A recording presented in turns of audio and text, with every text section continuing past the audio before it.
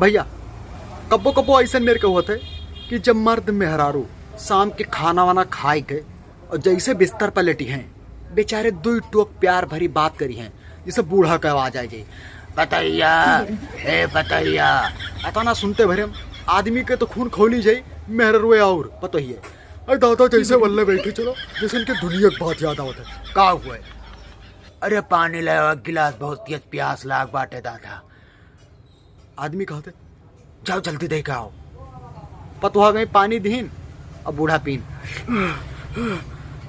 और कोनो काम है अम्मा? अरे दादा गोड़वा जब जहाँ पर था टूट जाए। अरे दादा गठिया जहाँ पर था फाट जाए दबाई थी दबाई देती दादा तो ठीक रहा। अब पतुहा गोड़ दबोटे लगी। वहाँ आदमी लोग के अंदर खंडमंडल मचा है कि कहाँ रह गई है भाई आई ना। गोड़ दबोटा थी वहाँ आदमी के छटपटन मचा है। फिर आदमी गोहराए नहीं पाते कि जल्दी आओ तो फिर खोखा थे। यहाँ पतोहा गोड़ दबोटे 3-4 चक्कर आदमी जैसे होश खोखिस जैसे अम्मा लोग जान गई।